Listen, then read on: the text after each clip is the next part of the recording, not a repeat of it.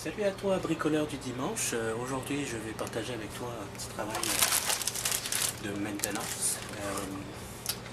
Je m'apprête à changer le filtre de ma fournaise. Il s'agit d'un filtre général 1A-30. Donc, ceux qui ont des fournaises à l'huile encore, comme moi, vont faire ce type de job. Vous allez voir, ça vaut pas la peine d'engager quelqu'un pour faire ça là, mais je me ferai détester par les préparateurs de fournaise. Mais vous allez voir que moi-même j'ai suivi une vidéo de nettoyage de ce type de filtre. On va essayer de suivre ça pas à pas. On va les faire simple, le plus simple possible. Donc aujourd'hui je vous présente la Webel et dans une autre vidéo, donc demain matin, on va s'attaquer au travail en tant que tel. Donc suivez-moi. Donc ici on va s'approcher tranquillement de la bébelle. Avec là on y est. Un petit peu plus d'éclairage. Donc là on voit que c'est un filtre de type modèle A1. Oups. Mise au point.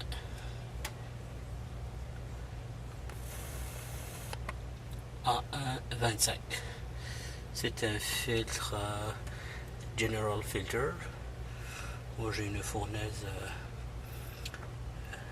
Lincoln Barrière. C'est ça, on va préparer le setup. On y va étape par étape. Donc je vous dis à bientôt. Salut! Salut les amis, bricoleur du dimanche ici.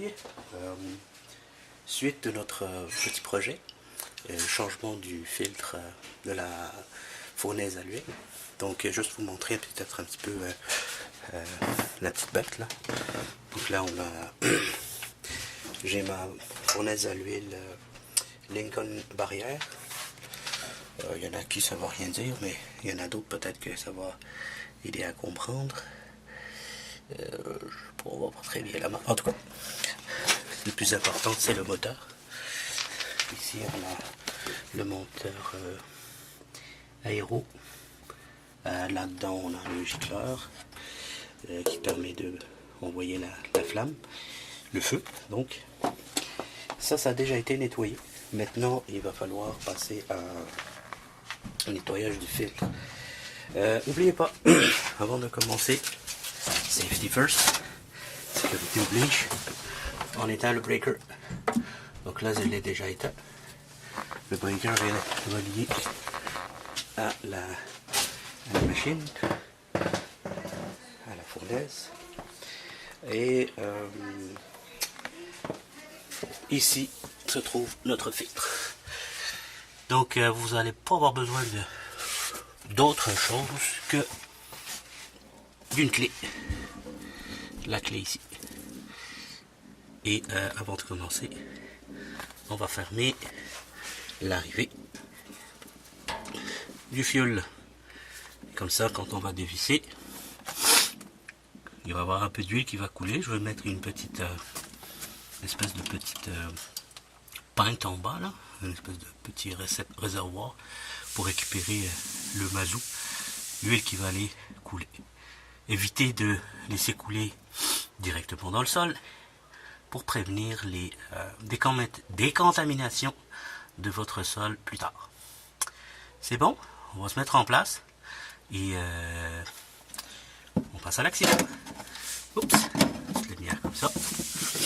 Ah, on se demande, certainement vous vous demandez quelle clé je vais utiliser pour ça. Vous allez finir par le découvrir par vous-même, mais moi j'utilise une clé 5/8. Mais remarquez aussi que la clé 16 mm fitait bien. Sinon, une pince crocodile, pince à grippe ou tout autre outil qui vous permettra de dévisser ça. Donc on a continué. Maintenant, j'ai mis une petite protection pour pas que l'huile coule dans mon plancher. Hein. C'est direct sur le béton. Si vous avez de l'huile ou du mazout qui va dans le béton, prenez du papier journal ou de la sciure de bois pour aller absorber ça rapidement, parce que sinon ben, ça va contaminer votre sol. Donc une fois qu'on a mis ça, ben, ça je peux le laisser après coup. On prend la clé. Donc là j'ai pris la 5-8 et on s'assure qu'on a bien fermé et le breaker et l'arrivée de l'huile. Et on y va, on va dévisser.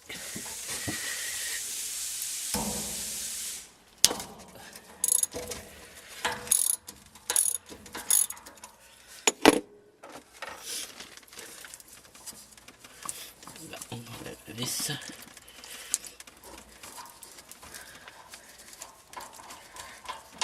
C'est une vis qui va de haut en bas, elle va arriver jusqu'au fond.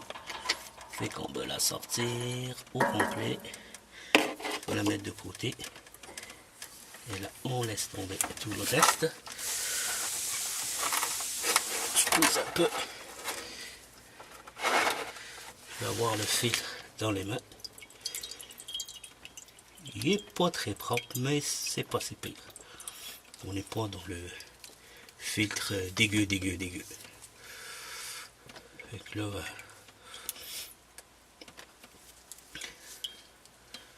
mon essence est très propre. Bon, je me demande si je dois le changer d'abord. Mais écoutez, on a un nouveau filtre. On va profiter de le mettre. Oups. Donc ça c'est mon nouveau filtre. C'est le... Ça vient avec la lumière. Hein. Le filtre en 1,30. Oui, alors... il y en a un qui est plus propre que l'autre. On prendra pas de chance, on mettra le nouveau filtre. On va laisser celui-là sur le côté.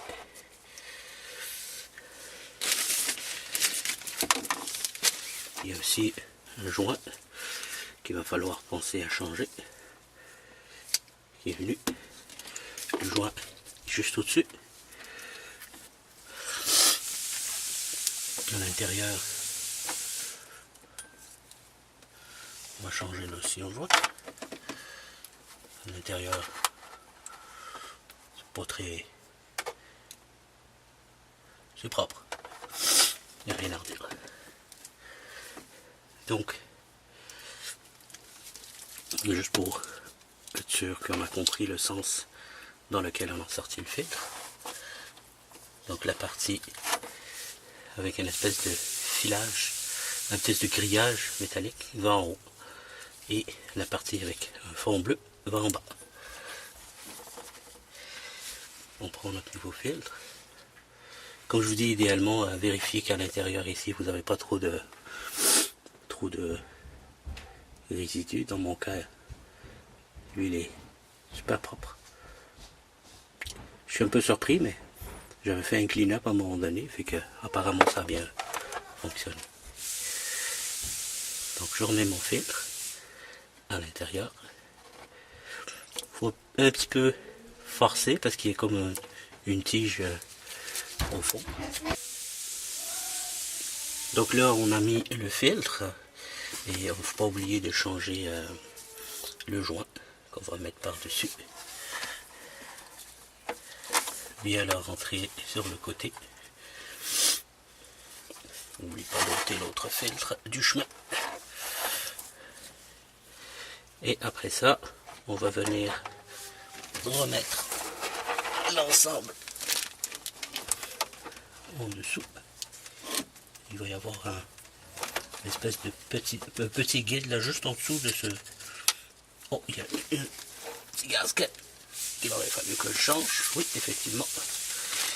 Désolé, je fais ça un peu trop vite. J'ai un gasket tout petit là-dedans.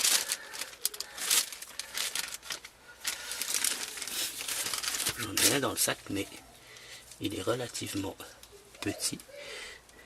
Oups, je sais pas, on va le voir. Oui, on va le voir ici. Et lui, il fera pas l'affaire, j'ai comme l'impression. Fait que du coup, je vais réutiliser le même.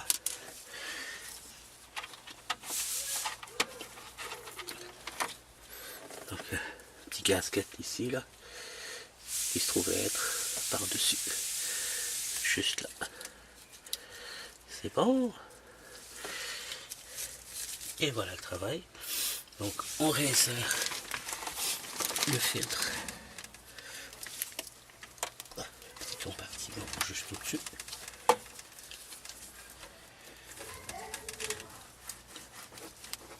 Squeeze un petit peu comme ça pour l'aider à rentrer.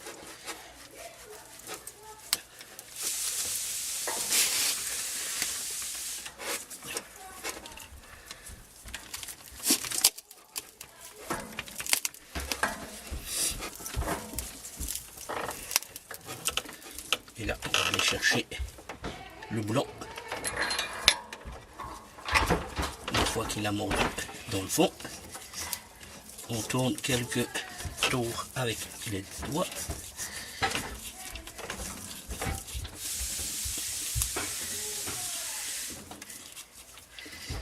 Et une fois qu'il a bien mordu, on prend notre ratchet et on y va. Allez-y franchement pour que le joint puisse bien s'écraser contre le. Oups.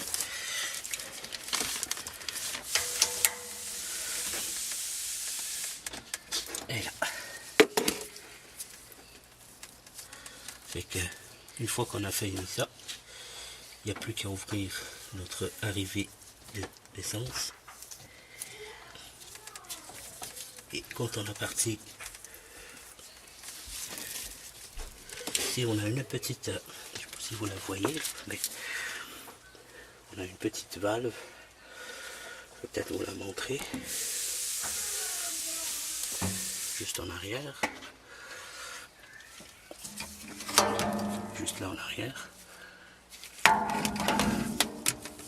Oups.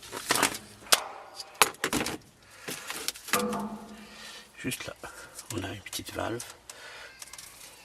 Je pense qu'elle sert à chasser l'air du système. Bon. Donc on n'a plus qu'à remettre le système en fonction. Et de... si jamais il y a de l'air qui s'est infiltré dans le circuit, qui s'est mis dans le circuit, ben, s'assurer de le purger. J'imagine avec cette petite valve ici. Voilà. Job done. Travail fait. Donc, on revient tout de suite. Donc, une fois qu'on a fini de serrer les boulons, ouvert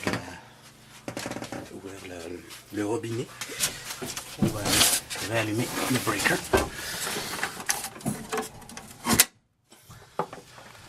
Là, on raison de la température douce qu'on a dehors. Il se peut que ça ne parte pas tout de suite. Mais si ça venait à décoller, je vous avais montré le petit boulon.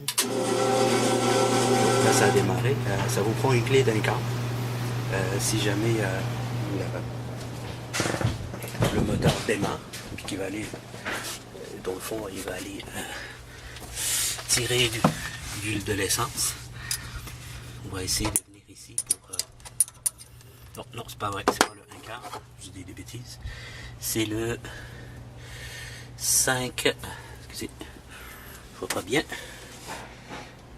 C'est le 5,16. C'est tellement petit. C'est un 5,16, oui. C'est un 5,16. Donc vous voyez là, on a le... Ici on a le in. Ici on a le out. Donc j'imagine que en ouvrant ici, on va pouvoir chasser l'air. Voilà, donc là vous voyez, toute l'air va sortir. Au cas où la fournaise démarre, ben, toute l'air va être sortie à partir de là.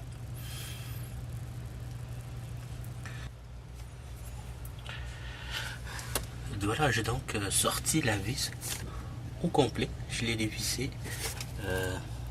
Beaucoup d'huile a coulé, là, le bout de mazout a sorti. Et après ça, ben, on va considérer que l'air a été chassé. Il y a une autre façon de faire une purge. Là, ça va être... Là, je resserre tout ça. Pas trop fort. Puis, on essuie. On garde ça propre.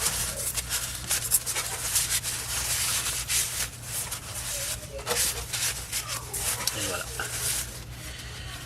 Comme je vous dis, il y a d'autres moyens de purger. S'il y a encore de l'air qui reste dans votre circuit. Mais cette fois-ci, il faut qu'on aille du côté de la fournaise. Et ça, vous pouvez en trouver des vidéos à la tonne sur YouTube qui montrent comment faire une purge. C'est au niveau du moteur. L'éclairage n'est pas super. Mais vous avez, je sais pas où est-ce qu'il est, juste en dessous. J'ai déjà ma clé qui m'attend ici. C'est une clé 3 bits. Clé 3 bits. On a juste en dessous. Oh non, ici. Il est juste là. Ouais, désolé pour la lumière. On voit pas très bien. Attends, on reprend. Je vous reviens. Désolé, j'avais pas assez de lumière tantôt, donc c'est ça. On va essayer de la mettre juste en face. Donc c'est ça ce que je vous ai montré tantôt. Si jamais il y a encore de l'air dans le circuit, vous venez ici. C'est une espèce de valve avec la clé 3V. On ouvre ici et on fait couler de l'essence juste au-dessus. Donc, je connais pas l'usage, mais si vous avez aimé la vidéo, partagez-la. Peut-être que ça va servir à d'autres personnes autour de vous. Salut!